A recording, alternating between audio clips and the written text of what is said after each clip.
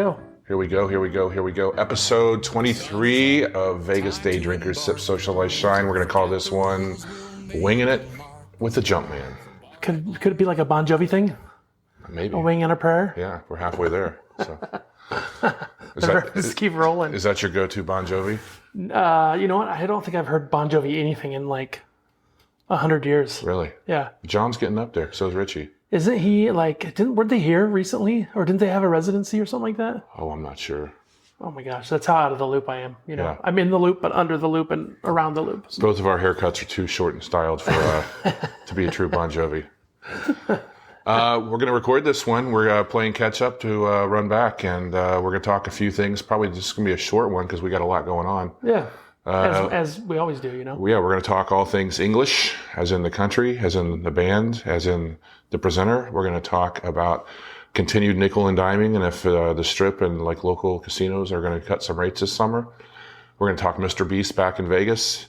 We're going to talk about our beer that we're going to try this week, the Costco beer that I randomly picked up, made from the chutes up in your neck of the woods in the Northwest. In Portland, well, not in Portland, but Oregon somewhere. Yeah, they're Helles style lagers, so a German style. So I thought, why not for $13.99 for a 12-pack? Heck yeah. They have my favorite Christmas beer, or it was my favorite Christmas beer. Jubilee. That's right. I've had that. But then you introduced me to Omegang, which is out of Cooperstown, New York. Yeah. What was that Christmas beer called? Do you remember? Tasty. I forget, but it had like the spice, all the warm holiday spices and everything. It tasted like drinking a Christmas tree, but a Christmas tree beer, right? If you will. Right. It was, and you've got some bar stories, so let's get to it. Tell me a bar story. Well, the other day at work, Should we crack it? Yeah, might as well. I just, like randomly, like the other day at work, here's the random. Here's the random. Hello, everybody. Sip, Socialize, Shine. The other day at work, I had a couple things happen. Basically, I had a guy come up to the bar, and you get the guy that like wants to get a little too close. Right. When there's one person at the bar, and then the drunkest guy in the world walks in, and they have to sit literally like right next to the sober person that doesn't want to be bothered. Sure. When there's 15 seats at the bar. But this guy had the worst breath that I've ever smelled. I mean, I've smelled dead people before. And this guy's breath. What are you, Haley Joel Osment or something? Oh my God, yeah. I ran into him at Disneyland once. In his heyday. He's a little more hay full nowadays. He's full of hay. Sure. Yes, this guy's breath was so bad that it just it took about 3 or 4 hours for me to get it out of my nostrils. Like, I wanted some menthol to put up my nose so I could just get the scent of it out of my nose. And then I had this guy walk up to me to get a beer. I feel bad for saying it, but the guy had this growth on the top of his head that literally looked like another head. Ugh. And I was just like, buddy, you should get that looked at. You want to say something, but you can't. You're like, oh my God. Do you have health care? Do you have a primary?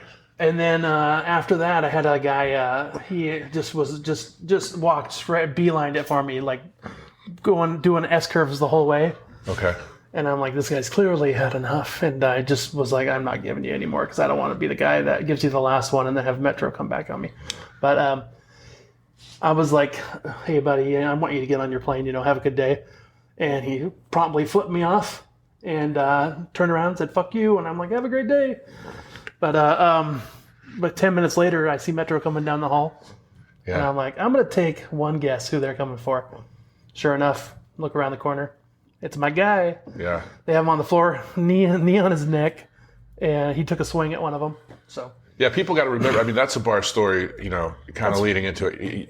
You have to realize any airport for that matter is a federal facility and international, I guess, anyway. I don't know about a regional airport, but, if you take a swing at somebody or threaten somebody in there, it's a whole different level. It's not just like going to jail time. It's potentially like, being on the do not fly list for the rest of your life. Yeah. And to your story about, always appeasing the guest as Maximus as you can, Darren Benjamin. A couple of years ago, I had Is that a reference to my bovine friend here? It is indeed. What do you think of him? Quite girthy. I love all things Maximus. He has a lot of steers. Have you ever seen my Gladius, my sword? I'll show you after the show. No, we'll save that we'll save that for the after. Chris, have you seen my sword? Whew, doggy. We're not even 5 minutes into this. Yeah, I know.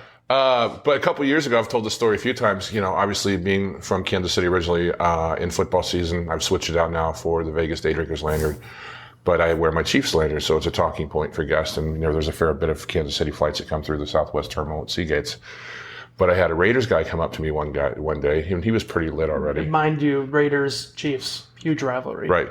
To this not even the week of the game, just in season, mind you. And he was pretty foobarred anyway. And he goes, hey. I go, what's going on? He goes, I'm going to go get my buddy. I'm going to come back, and I'm going to fuck you up. I'm like, why are you going to fuck me up? He goes, because of that lanyard you're wearing. Over what? Over the Chiefs lanyard. Because, I mean, he had his Raider jersey on, and I'm always playful with everybody. I'm not like the sports fan that's like, you guys suck. I'll be like, oh, you know, you got the new kid, Austin Ginty, I think, from Boise State. You know, you got the Geno Smith coming in that was with your Seahawks. So I was like, I just try and keep it positive talking points. But it's like, okay. So anyway, going back to the story, I go, okay, I mean, if that's what you want to do, man. I said, but, you know, do realize, like I said a moment ago, you know, you are in a federal facility. I am protected. You have the right. I have the right to defend myself. Mm-hmm.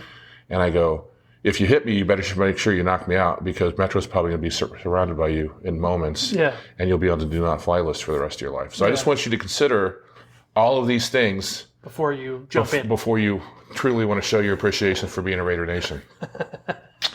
And so you can tell with the depth and the academic level of a Raiders fan, you could see the wheels clicking.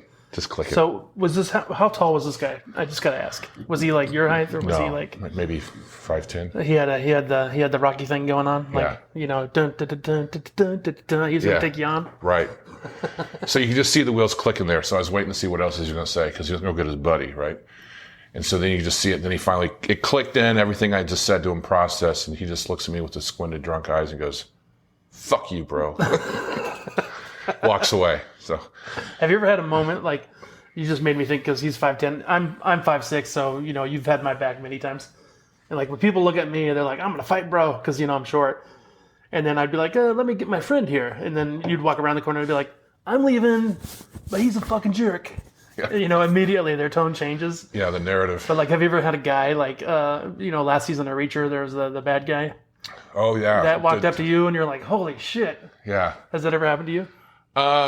It's funny you say that, because the other day Alonzo at the bar at work was sitting there. There's a guy that probably came in up to the to-go window, was probably about an inch or two, just slightly taller than me, and built. And I go to get his to-go beer, so I have to walk to the other end because that's where the taps are at.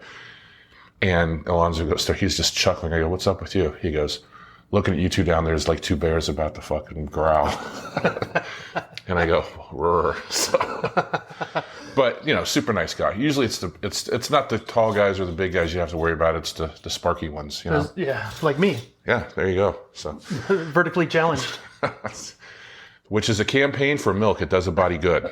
Remember, kids, if you are watching this, we try and make this over 21, but get your calcium and have strong bones and grows tall. Or just drink beer. Yeah. Which is pretty tasty, right? Yeah, I like it. Yeah, I mean, that's you know, on our talking points board. Like that's another thing. I mean, these joint ventures that Kirkland Costco does with these distilleries and breweries and everything, let alone all their other private label products with the Kirkland brand, are usually pretty phenomenal. I mean, this is kind of interesting because they just come out and say, instead of having the whole whodunit and like 37 Costco blogs go, "Who makes the lager?" You know, they just go ahead and put it on there that it's the Shoots, which, you know, famously in the past, their European vodka is made by Grey Goose, and I believe their Irish whiskey was made by Kilbeggan, which you're a fan of. Yeah. Yeah. Well, that's, you know, that's Costco being Costco. You know, like, they buck all the trends. They pay their employees more than the minute, you know, what they have to. They just are a good company to work for. And then, you know, they support local businesses by using them to create their products, you know. Sure. It's kind of neat. Which, have you driven by the new one that they're building at 215 in Buffalo? Yeah. I'm excited. Did you tell me this, or someone was telling me within the last 48 hours that they're out there actively marketing that as, to date, it will be the largest Costco ever built? Really? Yeah. So I was like, that was my exact. I was like, really? Now, have you ever been to a Costco business center? Just the one down on MLK here briefly, Yeah. but it's been so long. Yeah, it's a little bit different. It's a little more intense. Yeah. So is this going to be a business center? I don't think so, but I'm just like, but the way, I mean, they're going gangbusters on it, and he was saying August, which I find hard to believe. I would think it would be done by Christmas to get that retail. Pumping out those $1.50 hot dogs. Yeah. I had The chicken bake. when I was young and poor, I used to love Sundays because I would, it doesn't matter how poor you are, you can scrape together $1.50, or back then it was $1. Yeah. I'd wander down to Costco, I'd get the buffet sample, and I get a hot dog and a soda and just sit there and get full. And to the point where, the people would be like, hey, you already came and got one of those samples. Yeah. So it was like my poor man's Sunday buffet. It was So awesome. you tell me there's a chance. Yeah, definitely. Yeah. I mean, who doesn't like samples? Yeah. Just before I came over today, I was doing like some tidying up around the house and reading the online version of the LVRJ. Do the dogs chase you around and just mess it up as you go? They just bring me my sandals and slippers and ask for dog treats. Nice. No, Nice. but it's a constant. It's a run the broom through the front room every day and sweep up the excess dog hair. I think you should get one of them Tesla robots when they come out and Wouldn't that be something? program to clean dog hair Yeah, and maybe make you a Cosmo when you get off work. and a Zumba. Yeah. Or a Roomba. Roomba. A Zumba Roomba. Zumba Roomba. But LVRJ putting out there that more casinos and hotels are discounting fares for the summertime, or removing resort fees, or offering free parking, as the naysay and the negativity continues in the Las Vegas Valley, and people being, as they put it, quote unquote, being nickel and dimed, which we've talked about on the show ample. Well, I know at the airport in the E-gates, they've cut everybody's hours, and they're doing a lot of shuffling, especially with the FFAs, which is like the fast food attendants and everything. They're just, because there's not as much business over there. So Yeah. I think they're all working like 6 hours, or I don't know exactly what they're doing, but I just know there's been a big shuffle because there's a severe lack of business because of the current climate. But that is the international terminal also, right? Yes. Yeah. Yeah. So, summertime's a little slower anyway, so it's not Right. really like there's no big. I think it's more talk. Yeah, I mean, we're not going to circle the Conestoga yet, but I mean, summer is slower. The rates usually become cheaper. I mean, it's hot here, right? I'm of the mind that these guys, these executives, they just look for any way they can cut costs. So they'll lay off employees, and then they'll see what they can get away with and see what they can make you work more for, just so they can pay people less. And Sure. but that that doesn't have to do with their bottom lines and cutting rates and stuff like that. But those, if it stays slow, that's what will happen. They'll cut jobs. Did you see that the airport hangar-esque style building that they're building down by South Point now finally has some gravitas to it? What it is? Oh, what you're speaking of is that, it looks like it's on Las Vegas Boulevard next to South Point. It's looks like a airplane hangar, right? Right. Yeah. So the other day when it was windy, I saw one of the flaps is open and there was a whole bunch of like LED lights in there. It looks pretty colorful, but you managed to find out it's what?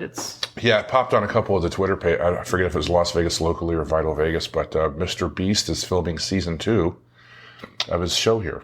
That's crazy. Because, I'm like, they built this whole structure to house this thing. Like, would they just use an existing building, or was it cheaper just to build a tent? I don't know. I mean, I know, working in Las Vegas for a long time, that the convention centers in those spaces, they charge an arm and a leg, but Sure.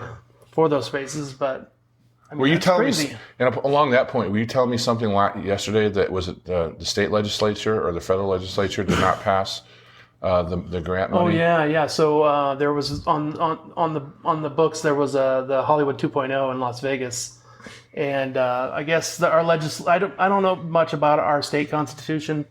Sorry for I should know more, but apparently when the legislative session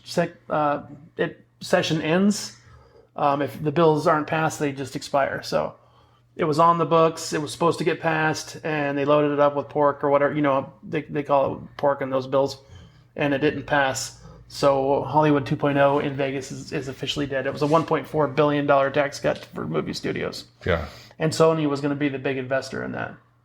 So dare we say that Mark Wahlberg will not be having a good vibration? Because he was kind of paramount in that, pun intended, I guess, again. with being a cheerleader for having the studios built here. When the Beach Boys go dark, they have bad vibrations. Yeah. Are you wearing Calvin Klein? No. Anyway, no. So I guess that's dead in the water for now. But we talked on the show last week about summer concerts at Allegiant, and it was Kendrick Lamar and SZA, and I think I said that correct. This weekend we have SZA, back-to-back nights, Friday and Saturday in early June with Coldplay. Yeah, I have not bought a ticket. I was thinking about it. Okay, you're gonna go. I'm always a little apprehensive because every time I think about going to a Coldplay concert, I think of the SNL skit. Sure. You know how I know you're gay? You listen to Coldplay. Wasn't that 40-Year-Old Virgin? Was that what it was? Yeah. I thought it was SNL. I'm gonna go Steve Carell. Steve Carell, okay. Yeah. I don't know what I'm talking about. Are you okay, buddy? You asked me before we started recording if I was all right. Yeah. You're dropping bad refs. Yeah. Did you see, speaking of 40-Year-Old Virgin, Paul Rudd last weekend amongst the other Kansas City actors, him, Dave Koechner, Rob Riggle, Jason Sudeikis, Heidi, I can't think of her last name, that's on SNL currently, did the Big Slick charitable tournament, which raises money for Children's Mercy Hospital in Kansas City. I think they raised over $4 million this year. So another record year, banner year. What started off almost, 2010? So 15 years into this that's phenomenal. As a celebrity poker tournament has kind of evolved into this. So who put that together? Is it the three? Is it Rob Riggle, Paul Rudd, and Jason? Is that who started it? And it's Eric Stone Street also. Eric Stone Street. Yeah. So those guys were kind of the impetus. I don't know who sat down with who or kind of like careened everybody in first. I could probably text somebody and find that out. Have you ever been to that event? I have. It's fun. Cool. But like I was in it early days. So again, it's a celebrity softball game. Then it's a big event now at T-Mobile in Kansas City. Speaking of Paul Rudd, did they do a race with condiments or something like that? Yeah. And he was ketchup? Yes. And he won the race, and then when he finished the race, he said, "Ketchup is an Avenger." And I was like, that's awesome. That is awesome. Ant-Man. You told me that last night. And then also, George Wendt, who we talked about in last week's episode, who passed away on May 20th, had been a regular contributor to the event. And they gave a nice little homage, tip of the hat, where they brought his sister, Kathy Sudeikis, and her husband, Dan, and then Jason kind of led everybody in where everybody knows your name. Oh, so cool. As a Kansas City send-off, if you will. I'm still stunned, by that show. The theme song, the second verse that nobody knows. Yeah. It's kind of funny where you're like, what? Yeah, it's kind of like the second verse of Ted Lasso. If you ask Mumford and Son, he goes, "Why didn't you perform that?" Because it drops off after the first verse. Yeah, exactly. What is your favorite Coldplay song? Oh, favorite? Oh, God. My kid did a thing to what's it called? Starry something. I can't remember the name of it. Anyway, moving on. I just love that song. The one, I can't remember the name. Gotcha. Not Yellow. Not Yellow, of course. No, definitely not Yellow. Wasn't Yellow the one that was written for Gwyneth Paltrow? Mm-hmm. Yeah, that's the one they got them get together, right? Yep, and they have Little Apple. But she's probably not a Little Apple anymore. She's a Big Apple. Big Apple. Dare we say she lives in New York? That's right. Fix You is Fix mine. You? And I kind of like... oh, no, that's the one written for Gwyneth Paltrow. Fix You was. Was it? Okay. Yes. Fix You is mine, and then the video famously where I believe it is on the south bank of the River Thames in London, where he's going through the old warehouses and eventually goes up on the stage and takes the single drop filament light bulb and swings it around, and the next thing you know, he's on stage and Can I tell you a quick Coldplay story? Well, last year he came and he was busking on the strip on Fremont Street, right? I have a weird, it's a random Coldplay story. When I worked at the Experience at the Hilton, three British guys come in. I'm like, you guys are cool, and you're good tapers. What the hell's going on? Like an idiot, that I am. And they're like, oh, we're in a band. And I was working day shift, and I never worked day shift but I'd switch with somebody so I could go to the Coldplay concert. And turns out they were the other three members of Coldplay. Okay. But I just listen to the music. I don't know the names of the songs, the albums. I don't know any of that stuff. I just enjoy it. I would be able to recognize Chris Martin now. Sure. But those guys, this is back in 2002. And to give them props, it's Guy, Will, and Johnny are the other members of Coldplay. Yeah, I'm just not into the names or the history. Sure. I just like the music. Sure.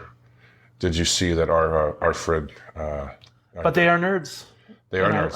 And I love that. And, along that point, when he was here busking last fall, which tied into around the time of the iHeart Music Festival at T-Mobile, he was also in disguise and did karaoke down at Dino's, where they were filming for the first single off the new album that came out last fall. And I am still of the belief, because we have the Sphere and nobody else in the world has the Sphere, that Coldplay is the perfect band to do one of the residencies. To do the Sphere. Doing a residency there at some point. Because their new album is called Spheres. Is it really? I think that's what the name of it is. Because all their albums are mostly concept albums, and they have this whole ensemble with their uniform look and everything, and how that would just tie into a visual, artistic endeavor at Sphere, as I'm hoping that they do a residency there. Yeah, I mean, I just think it would, and I think they have enough of a fan base that would drive the revenue for Mr. Dolan. I definitely want to go. I'm off Saturday, so there's a good chance that I will buy a ticket, but I'm just kind of waiting to see where the prices go. Sure. I saw one for like $212. Maybe you could, that's not bad. But it's like an obstructed view. Oh. And I'm like, well, I don't really care about... Maybe you could identify as Andrews Porter and just go in and kind of be working the event, Do they allow service animals? Maybe. For the workers? Yeah. I was chatting with him the other day, and they were saying he's expecting a pretty solid weekend as far as attendance, and then ultimately like liquor sales and beverage sales. As we continue to talk things Anglophile English, we were talking about this last night. I'm a big fan of, which the new season 4 just came out on Amazon Prime Video, Clarkson's Farm, which you've not watched. I know the man was in the Top Gear show for years, yeah. So yeah, Richard Hamm, James May, and then Jeremy Clarkson were the three presenters in that series. Is that show still going on? I don't think so. They had some iterations, and then they do one with like not Matthew Perry, Matt, Friends guy? I don't know. I missed the American version, perhaps? Oh. Matt LeBlanc?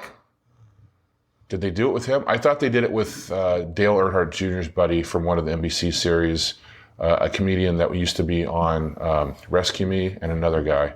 They did it. Yes, they did an American version, but I don't think Matt Perry. I don't recall him doing that. I'm not into that. I'm not into that show. I know it's super popular. But Jeremy Clarkson is a Yorkshireman. He's got that dry, like sardonic wit of English humor, and he's very kind of John Cleese-esque. So he has his riches. He's definitely a city boy, if you will. But to offset some of his taxes, he went in the early 2000s and bought a farm out in the Cotswolds, which is about 80 miles west of London.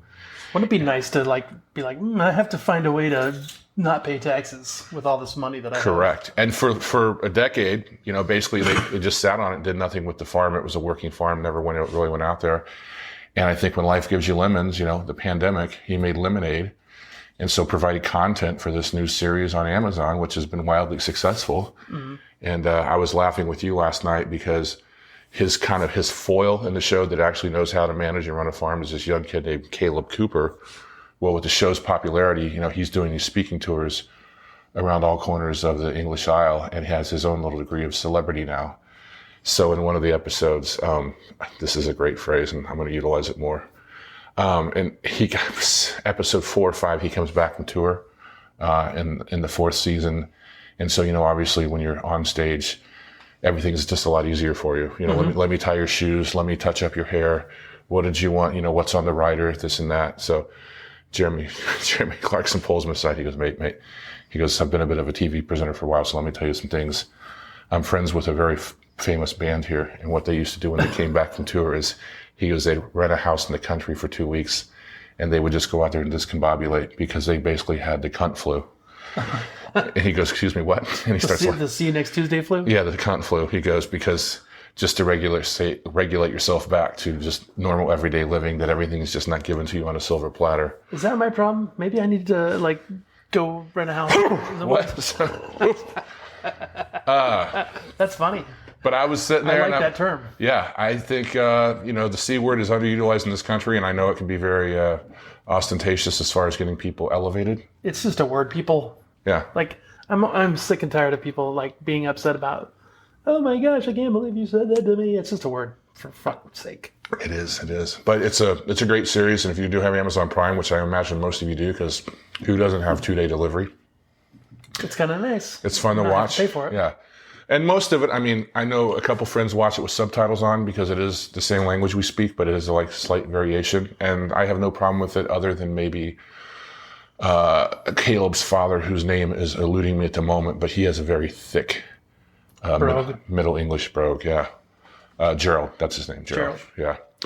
Like I said, we're going to keep this one kind of short. What else you got this week? Like you said, the Coldplay concert, possibly. I think, is Kenny Chesney's residency going still, or is that over for now? I think so, yeah. And who do we have? Luke Combs is coming next for country for the Sphere? I haven't heard that. I heard they leaked kind of maybe Zach Brown in wintertime. But, I think in August, we're in June now. They're kitting out the original theatrical release of The Wizard of Oz to be played. So, that's right, this winter, yeah. So I'm sure there's many closets in Las Vegas homes right now that have, psilocybin growing just in time. Speaking of, I just saw a trailer for Cosm LA, which is like a mini version of Sphere. Have you seen that, where they do live sporting events? I've heard people talk about it. We could get one of those here. Yeah. You don't think we have enough event space? No, just like a restaurant. It's a restaurant bar. And, okay. I didn't know that. And they do live sport events. So, like, if you can imagine, servers come to your area and bring you food and drink while you're watching the game, but they do live events. So, like, you can watch the basketball playoffs right now. The championship. Is it championship right now? They start tomorrow. Yeah, Thursday. So who's in that? It's the Indiana Pacers and the Oklahoma City Thunder. Oh, the Sonics are playing. Yeah, so I love the fact that the Sonics are in it. Two small market teams. I'm sure Adam Silver's not very pleased, but that's who is going to the dance. I support the Sonics. Yeah, and then whatever they do. And then you have the Florida Panthers and the Edmonton Oilers in the NHL Stanley Cup Finals. So going back to the Cosm, you can watch it like at ringside or courtside. Okay. So can you imagine? And then they have the main view of the Sphere is courtside, but then they have smaller screens showing the whole game as well. Okay. So I'll show you a video after the show. You can check it out. Gotcha. Anyway, I don't know. Gonna hit any bars this week? Try anything different?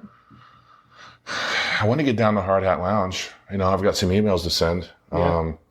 Just kind of getting through the first of the month bills and everything. Yeah, real life kind of gets in the way of us having all the fun in the world. Right. Because the beer's cold, but it's not free yet. Right. So on that, here's the episode 23, Winging It with the Jumpman. Sip, socialize, shine. Yeah, don't forget to like and subscribe and all that other fun stuff that social media requires us to do. Aren't you proud of me? I got it right this time. Thank God. So, see you soon. Thank you. Take care.